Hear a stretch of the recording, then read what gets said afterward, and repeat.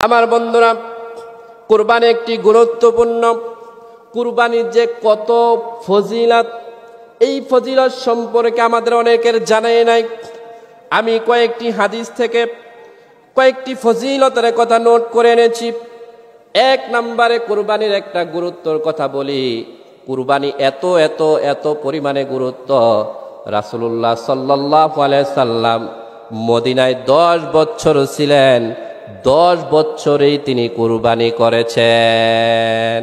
কথা বুঝতে পেরেছেন? নবীজি 10 বছর মদিনায় ছিলেন, 10 বছরই কুরবানি করেছেন। কোনো সময় তিনি এই কুরবানি ছেড়ে দেন নাই, কখনোই তিনি কুরবানি ছেড়ে দেন নাই। এরপরে কুরবানির ফজিলতের ব্যাপারে হাদিস শরীফ আসছে। কুরবানির এক নম্বর ফজিলত হলো কুরবানির দিন। এই দিনটি এমন একটি দিন, পৃথিবীর মধ্যে যত দিন আসে যায় সব দিন থেকে সর্বশ্রেষ্ঠ এবং সর্বোত্তম দিন হলো কুরবানির দিন। আর এই দিনে সর্বশ্রেষ্ঠ কাজ হলো, সর্বশ্রেষ্ঠ ফজিলতপূর্ণ কাজ হলো কুরবানি করা। সুবহানাল্লাহ। 2 নম্বর ফজিলতের ব্যাপারে, কুরবানির পশুর শিং, খুর, পশম কিয়ামতের ময়দানে আল্লাহ রাব্বুল আলামিনের সামনে উপস্থিত হবে।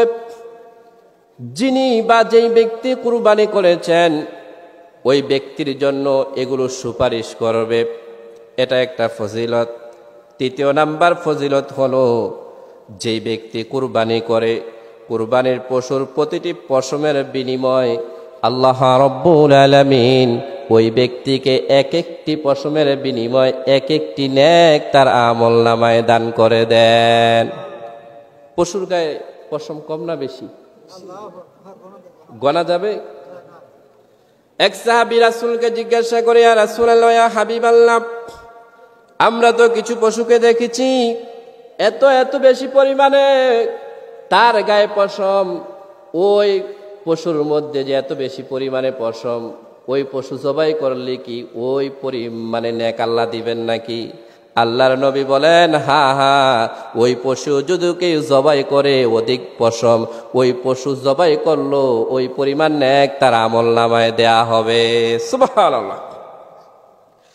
এরপরে 4 নম্বরে আল্লাহর নবী ফাতেমাকে ডেকে বলে, ও ফাতেমা, তুমি যে কুরবানি করো, কুরবানির ফজিলত সম্পর্কে ফাতেমা তুমি কি জানো নাকি? আল্লাহর নবী যতক্ষণ পর্যন্ত কিছু না জানায় ফাতেমা ততক্ষণ পর্যন্ত কিছু জানে না। ফাতেমা নবীর দিকে তাকিয়ে আছে। নবী বলে, ও ফাতেমা, তুমি যখন কুরবানি করো, কুরবানির পশু জবাই করার প্রথম ফোঁটা রক্ত জমিনে পড়ার আগে আগে আল্লাহ রাব্বুল আলামিন তোমার অতীতের সমস্ত গুনাহগুলো মাফ করে দেন। সুবহানাল্লাহ। আসতে বলে, কুরবানির পশু জবাইয়ের প্রথম ফোঁটাটা জমিনে পড়তে দেরি হয়, ইখলাসপূর্ণ কুরবানি যদি হয়ে থাকে, অতীতের সমস্ত গুনাহগুলো আল্লাহ রাব্বুল আলামিন সঙ্গে সঙ্গে ক্ষমা করে দেয়। এর চেয়ে ফজিলতপূর্ণ আমল আর কি হতে পারে? আমার বন্ধুরা, আল্লাহ রাব্বুল আলামিন নবীর মাধ্যমে আরো বলেন, এতক্ষণ তো শুনেছেন প্রতিটা পশমের বিনিময় এক একটি করে নেক। অন্য এক বর্ণনায় এসেছেন, নবীজি বলেন, প্রত্যেকটা রক্তের ফোঁটার বিনিময় আল্লাহ রাব্বুল আলামিন এক একটা করে নেক ওই বান্দার আমলনামায় দান করে দেন। কুরবানির ফজিলত এত গুরুত্ব, এত বেশি, এত মহান। এই ফজিলত যদি পেতে চান 4টা বিষয়ের উপর খেয়াল রাখতে হবে। 4টা বিষয়ে যারা ঠিক থাকবে তার কুরবানির সব ফজিলত হাসিল হবে। আর যার 4টা বিষয় ঠিক থাকবে না তার কুরবানি পরিপূর্ণ হবে না। 1 নম্বরে কুরবানি যারা করবেন, কুরবানির নিয়ত করা, নিয়তে কোনো গলদ রাখা যাবে না। 2 নম্বরে কুরবানি যারা করবেন, কুরবানির টাকাটা হালাল হতে হবে, হালাল টাকায় কুরবান দিতে হবে। হারাম টাকায় কুরবানি দিলে আল্লাহ রাব্বুল আলামিন ওই কুরবানি কবুল করবে না। এজন্য খুব সেনসিটিভের সাথে, খুব সতর্কতার সাথে কুরবানি যারা দিবেন, টাকাটা হালাল, এই টাকাটা দিয়ে কুরবানি দেওয়ার চেষ্টা করবেন। 3 নম্বরে কুরবানি দিবেন শরীয়ত মোতাবেক। কি মোতাবেক? আমাদের দেশে কিছু ভাইয়েরা আছে 30 সেকেন্ডে 60 সেকেন্ডে পাবলিককে ইউটিউবের মধ্যে কুরবানি কিভাবে দিতে হয় শিখাই দেয়। তো কিছু কিছু পাবলিক চিন্তা করে হুজুর দরকার নাই, আমি ইউটিউবে দেখছি হুজুর কইছে আল্লাহু আকবার বললে দিলে হয়ে যাবে। আছে না নাই? আছে না? হুজুরদেরকে আন্ডার এস্টিমেট করা হয়, ছোট করা হয়। মসজিদের ইমামের চেয়ে মনে হয়, দেখা যায় সাধারণ পাবলিক অনেক কিছু বুঝে। এগুলা করে আহলে হাদিসের কিছু ভাইয়েরা। আহলে হাদিসের কিছু ভাইয়েরা, মনে কষ্ট নিবেন না, কিছু আলেম যারা রুমের মধ্যে ঘুমটা দিয়ে এই কথাগুলো বলে। কেন ভাই, প্লিজ এইগুলা করবেন না, কারণ এগুলাতে মানুষ বিভ্রান্ত হয়ে যায়। এগুলাতে আমাদের সামাজিক যে একটা সমাজ ব্যবস্থা, মসজিদ কেন্দ্রিক যে একটা সুন্দর সমাজ ব্যবস্থা, এটা ভঙ্গ হয়ে যায়, এটা নষ্ট হয়ে যায়। এমন কোনো মাসালা সমাজে প্রয়োগ করা যাবে না যেটা করলে সমাজে ফিতনা সৃষ্টি হয়, ঠিক কিনা? এজন্য ভাইয়েরা, আপনি যদি জানেন কুরবানি করা যাবে, এটা আমরাও জানি, কিন্তু আমরা যুগ যুগ ধরে মসজিদের ইমাম, মুয়াজ্জিন এবং তাদেরকে সম্মানের সাথে আমরা, তারা দোয়া দুরূদ পড়ে, তারা তাকবীর পড়ে, আল্লাহু আকবার, আল্লাহু আকবার, লা ইলাহা ইল্লাল্লাহু, আল্লাহু আকবার, আল্লাহু আকবার, ওয়ালিল্লাহিল হামদ।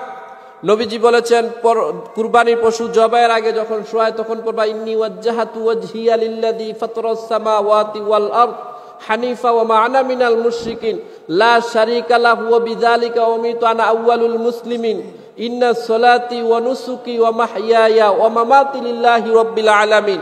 এই দোয়াগুলো পড়ে আব্দুর রহিম, আব্দুল করিম, আব্দুল জব্বারের পক্ষ হতে আল্লাহর নামে এই পশুকে জবাই করা হচ্ছে, ঠিক কিনা?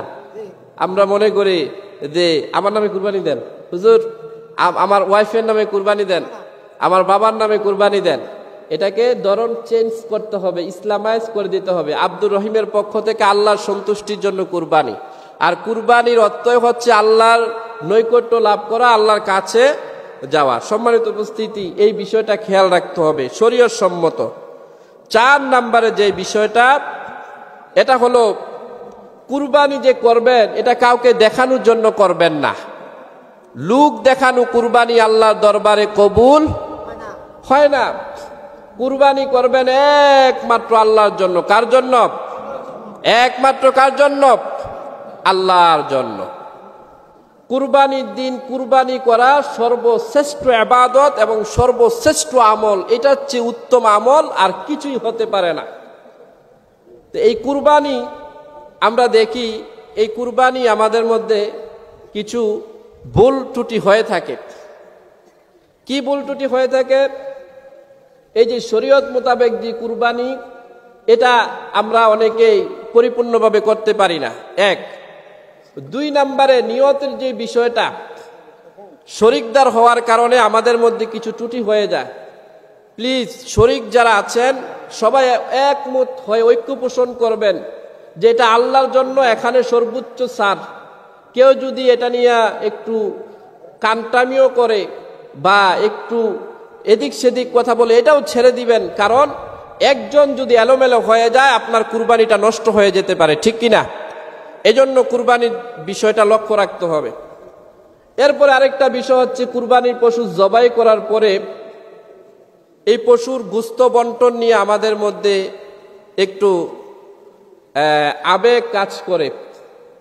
আমরা চিন্তা করি, কষ্ট করে টাকা কামাইলাম, কষ্ট করে কুরবানি করলাম, এটা তো আমি বেশি হকদার। হ্যাঁ, আপনি বেশি হকদার, আপনি তো সবার আগে খাবেন। এজন্য তো আল্লাহ বললেন কুরবানির দিন, আল্লাহ রাসূল বললেন যে সকালবেলা কোনো খাওয়া দাওয়া নাই, সকালবেলার ঈদের সালাত পরে কুরবানির গরু পশু জবাই করে গোশত দিয়ে খাবা, এটা তোমার জন্য একটা সওয়াবের কাজ। সুবহানাল্লাহ। তো সম্মানিত উপস্থিতি, পশু জবাই করে আপনার পরিবারের জন্য একটা ভাগ রাখবেন, আপনার আত্মীয় স্বজনের জন্য একটা ভাগ রাখার চেষ্টা করবেন, আপনার নিকটতম প্রতিবেশী যারা গরিব আছে তাদের জন্য একটা ভাগ রাখার চেষ্টা করবেন। সম্মানিত উপস্থিতি, আমি আলোচনা দীর্ঘায়িত করব না, যেহেতু আমাদের সময় কাছাকাছি হয়ে গিয়েছে। এখন আমাদের কমিটি বিন্দু কথা বলবেন।